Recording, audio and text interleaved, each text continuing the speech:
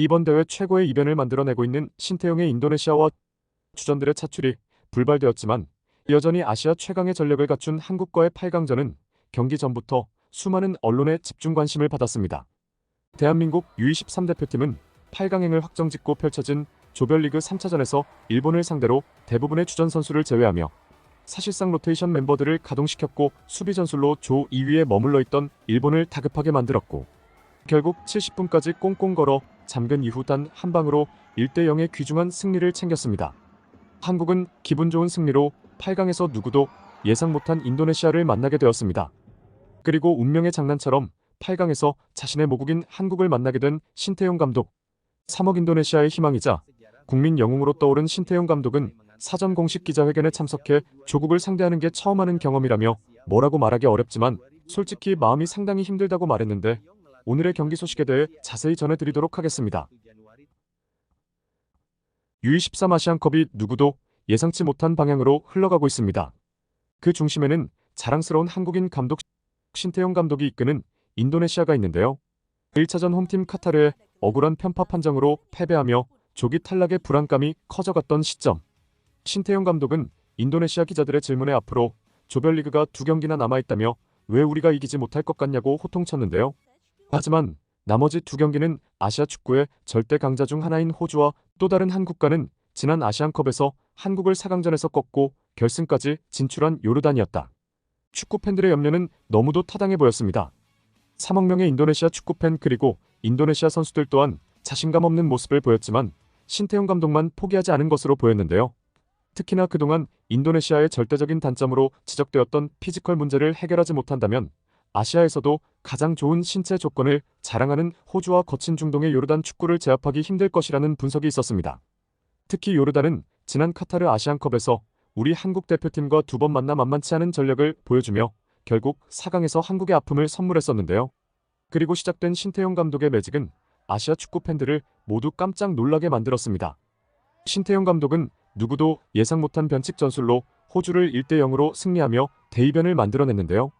3차전 요르단과의 경기에서는 무려 4골을 폭격하며 4대1 대승을 하며 한 번도 U23 아시안컵에 진출도 해보지 못한 국가가 본선에 진출하더니 그것도 첫 진출의 8강 진출이라는 누구도 믿기 힘든 대역사를 만들어낸 것입니다.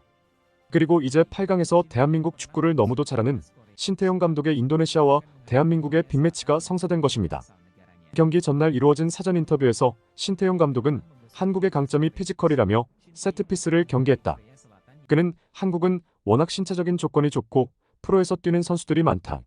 선수들이 끈끈하고 투쟁력도 좋다.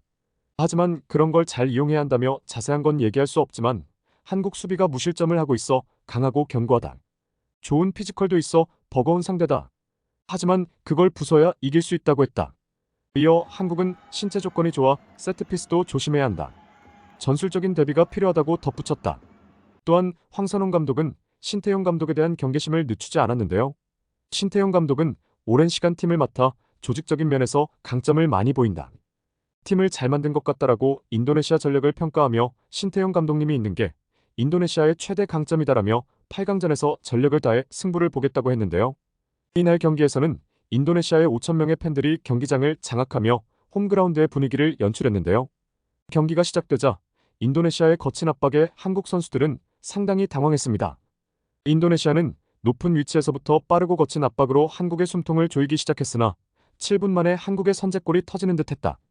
이강희가 프리킥 상황에서 상대 머리를 맞고 나온 공을 그대로 때려 넣었다. 골키퍼가 손을 뻗었지만 공은 빠르게 골문 구석에 꽂혔다. 주심은 온 필드 리뷰를 확인했고 최종 판정은 오프사이드였다. 아쉬운 골 취소로 인하여 경기장의 분위기는 묘하게 흘러갔습니다. 오히려 한국이 선제 실점을 허용했다. 전반 15분 라파엘 스트라위크의 슈팅이 골문 구석에 꽂혔다. 워낙 환상적인 슛이었기에 골키퍼가 막아낸다는 것은 사실상 어려웠습니다. 인도네시아는 이후에도 주도적인 경기 운영을 통하여 한국을 괴롭혔는데 한국에게는 천금 같은 행운의 동점골이 나왔습니다. 전반 추가 시간 상대 왼쪽에서 날아온 크로스를 엄지성이 헤딩하였으나 인도네시아의 수비수에 맞고 골 안으로 들어가며 균형을 맞췄습니다. 경기 내내 인도네시아에게 밀리며 힘을 쓰지 못한 상황에서 단비 같은 골이었습니다. 그러나 이 기쁨도 잠시 다시 한번 라파엘 스트라위크에게 골을 실점했는데요. 인도네시아 후방 지역에서 롱킥을 한 공을 한국 수비수들의 안일한 처리로 인하여 실점하고 말았습니다. 2대1로 1점 뒤진 채 전반전은 마무리되었는데 인도네시아에게 완벽히 밀린 전반전이었습니다.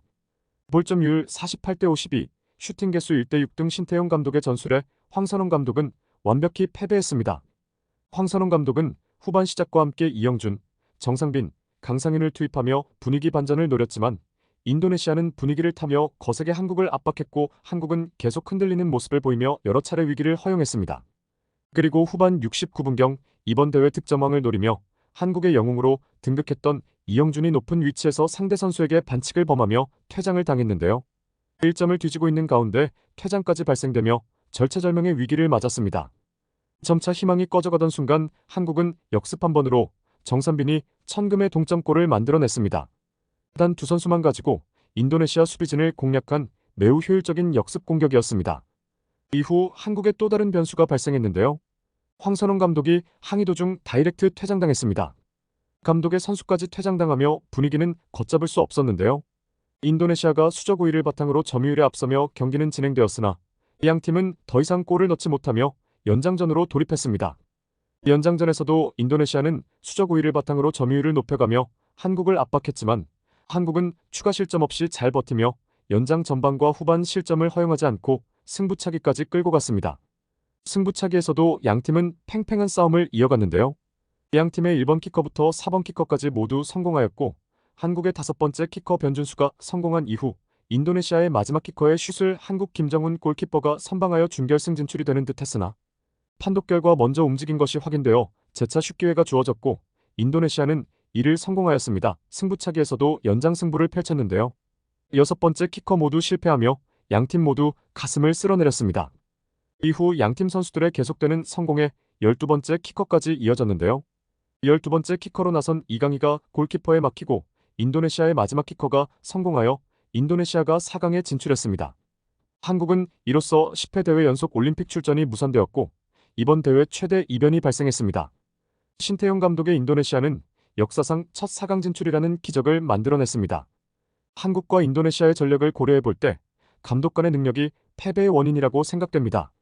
이번 경기는 대회 기간 중 최악의 경기력을 보였는데요. 정작 제일 중요한 토너먼트에서 이런 경기력을 보여준 황선홍 감독의 비판이 거세질 것으로 예상됩니다. 이상으로 소식을 마치겠습니다. 구독과 좋아요 부탁드립니다. 댓글창은 항상 열려 있으니 여러분의 소중한 의견 많은 댓글 부탁드립니다. 끝까지 영상 시청해주셔서 감사합니다.